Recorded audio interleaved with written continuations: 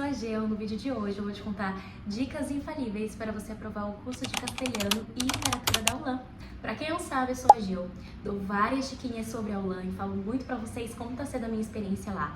Vou deixar meu Instagram aqui pra vocês já me seguirem. Eu aprovei o curso de castelhano e literatura, tirei 9 e eu resolvi trazer essas dicas pra ajudar vocês a aprovarem esse curso também.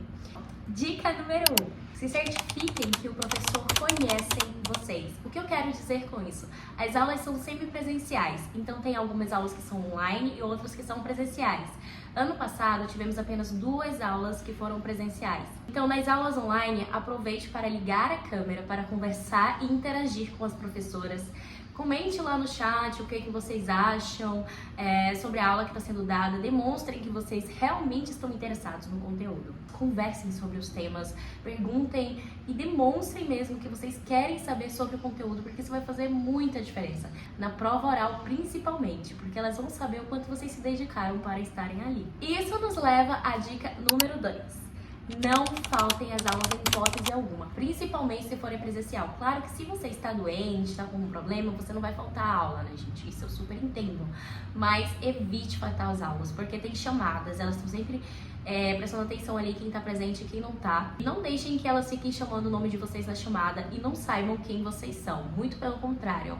Deixem que elas, chamem o nome de vocês e se recordem do rosto, se recordem quem vocês são. Dica número 3. Faça todas as atividades possíveis. Gente, elas passam muitas atividades. E no início, as atividades são super tranquilas, nem é tanta coisa assim. Mas ao decorrer do processo, as atividades vão aumentando o nível de dificuldade e às vezes fica uma coisa até chata de se fazer. Mas façam sempre e entreguem antes do prazo. Elas vão ficar de olho em quem está entregando as atividades e em quem não está, elas vão acabar cobrando e daí fica chato também. Dica número 4. Não assista todos os filmes que elas vão passar. Ano passado, elas passaram 22 filmes pra gente assistir. Basicamente, cada aluno tem que escolher entre 2 a 3 filmes. Eu escolhi 2 filmes. Eu não assisti os 22 filmes. Eu assisti apenas uns 5 ou 6 no máximo, porque ao decorrer das aulas elas vão falando algum filme, elas vão assistir filme com vocês. Esses filmes que elas vão dando de aula em aula, vocês assistem, mas se elas vão passar uma lista de 22 filmes, vocês não vão assistir os 22 filmes, né, gente? Porque senão vocês vão só perder tempo e ao invés de estar estudando, vocês vão ficar assistindo filme. Dica número 5. Saiba escolher os filmes. Como assim? Gente, elas passam filmes que são muito antigos. Se cair o mesmo filme e alguém quiser conversar comigo sobre o que eu falei no dia, eu tô super disposta, é só me chamar lá no Instagram. Escolham filmes de temas que vão agradar vocês, pra vocês assistirem e falarem sobre. Não vão querer escolher um filme super antigo que vocês não vão saber falar sobre.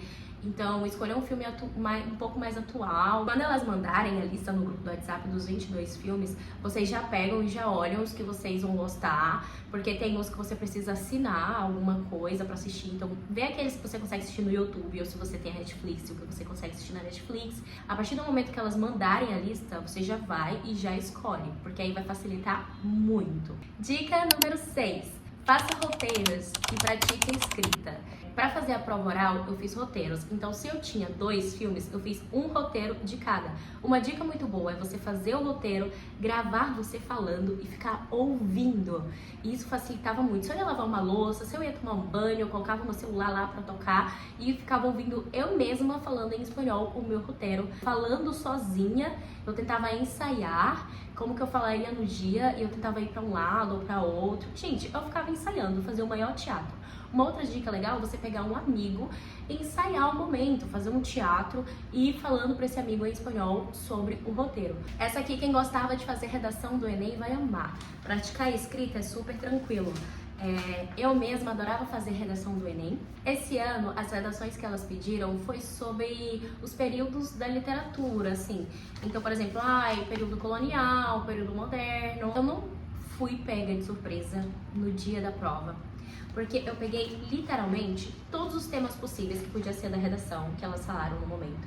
E eu fiz uma redação para cada tema, então eu estava preparada, porque eu já tinha escrito, né? Fui pegando temas, que no caso foi período colonial, período moderno, período vanguardas, período do romancismo, do neoclassicismo. E aí eu fui fazendo várias redações, não fui pega de surpresa justamente por isso. Então no momento que eu vi Se eu não me engano, foi período moderno que a gente escreveu. Então eu já tinha uma base do que eu ia escrever na redação. Ai, barulho agora.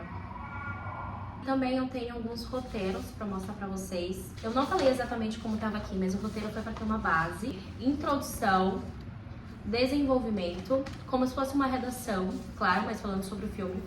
Depois eu coloquei contexto histórico. Se eu coloquei contexto histórico foi porque elas pediram pra falar o contexto histórico. E em cena, que no caso é uma cena que você escolhe para falar sobre. E eu coloquei isso. Também coloquei visão, perspectiva do diretor, posicionamento da câmera, porque elas também pediram isso. Gente, basicamente foi isso. Então eu tinha 2 filmes e eu fiz 2 roteiros, como vocês podem ver. Tá todo mundo decidindo fazer barulho, só porque eu decidi gravar. Gente, eu pratiquei bastante a escrita. Número 7, não se desespere no simulado. Porque, gente, eu fiz o simulado e eu não aprovei o simulado. Eu fiquei com uma nota baixíssima no simulado. Porque o simulado, ele foi feito online. Não sei se esse ano vai ser online. Meu queridos, tem o dedinho torto, tá? E tive muita dificuldade de escrever no dia. Porque o meu dedo é torto e ele dói muito quando eu fico digitando. O que aconteceu? Eu senti muita dor nas minhas articulações da mão e eu não consegui escrever do jeito que eu queria, não consegui ir bem e eu me cobrei muito exatamente por isso. Então, meu dedinho é torto e eu sofri bastante no dia em relação a isso. Eu chorei muito, pensei que não fosse dar certo, pensei que eu fosse reprovar, apesar de ter uma recuperação, né? Mas eu fiquei muito mal porque eu tinha me esforçado muito. Outro dia foi super o contrário. O simulado, ele é similar à prova, ele não é igual à prova, então não se desespere. Dica número 8, eu já falei sobre ela, mas eu vou repetir de novo, gente. Treine, fale com um amigo, pegue um cursinho de pelúcia, pegue alguma coisa. Dica número 9, pratique gramática.